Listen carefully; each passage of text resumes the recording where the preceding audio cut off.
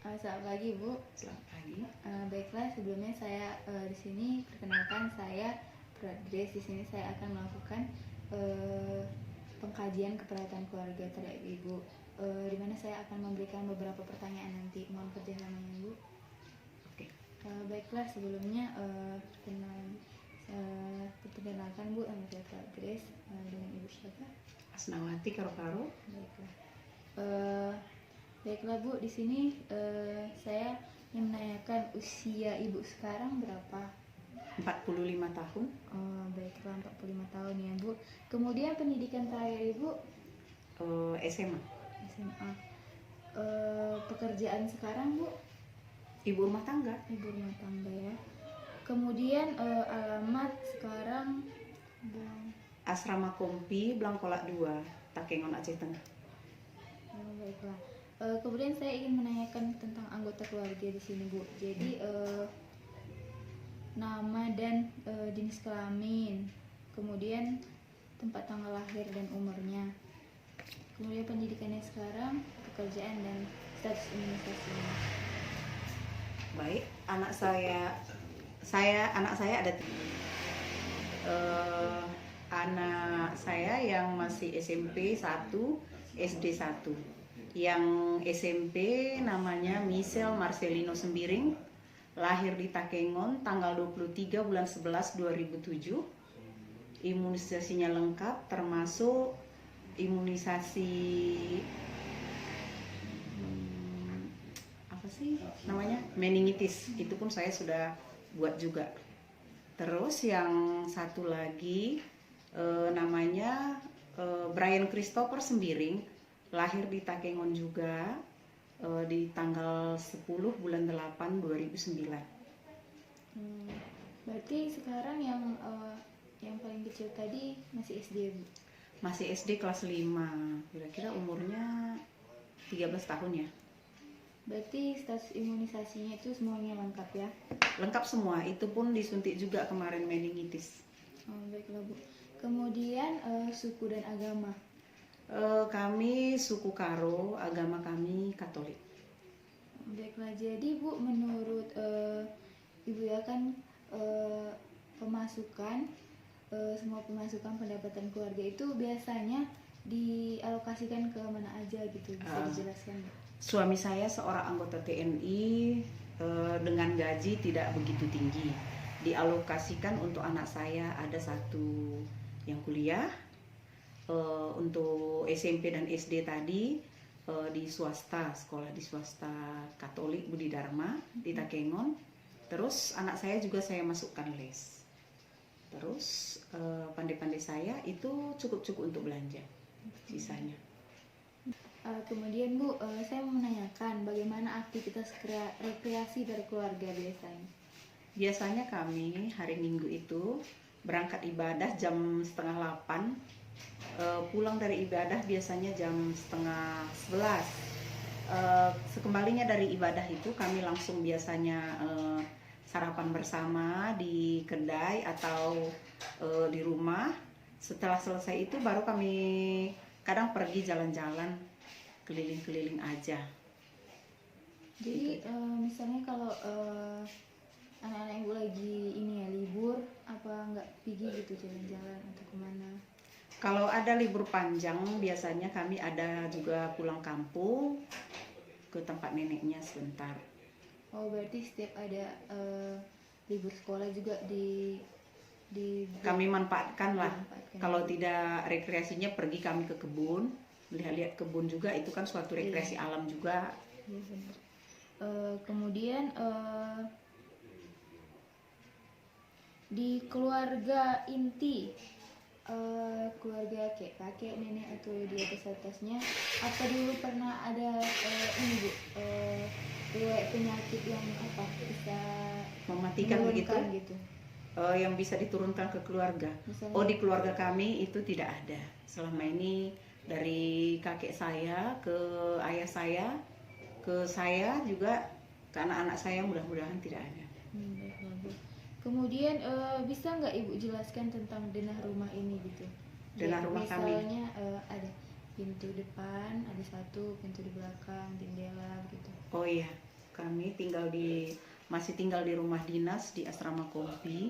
Jadi begitu kita masuk teras ada pintu juga. Tetapi terasnya kami pasang jaring, tapi ventilasinya banyak. Begitu masuk ke rumah ada pintu dan ada jendela. Tetapi di teras itu ada juga satu kamar, ada pintu, ada jendela juga. Jadi begitu masuk ke dalam ruang tamu, sebelahnya ada kamar 2, juga semua ada pakai ventilasi udara juga. Terus masuk ke ruang belakang, di dapur juga ada kami bikin celah-celah masuknya udara. Dan ada juga penyinaran matahari karena kami pasang seng yang tembus matahari ke dalam. Berarti apa ya Bu, dinding rumahnya itu sudah jelas, jadi tidak sumpek di dalam rumah gitu ya? Rumah kami tidak. Ya, Bu. Kemudian kita kan di sini bertetangga, bersosialisasi. Jadi bagaimana komunikasi Ibu dengan tetangga-tetangga gitu? Apakah sering berbicara atau tidak? Komunikasi kami dengan tetangga di sini, apalagi di asrama itu kan lebih intens dia.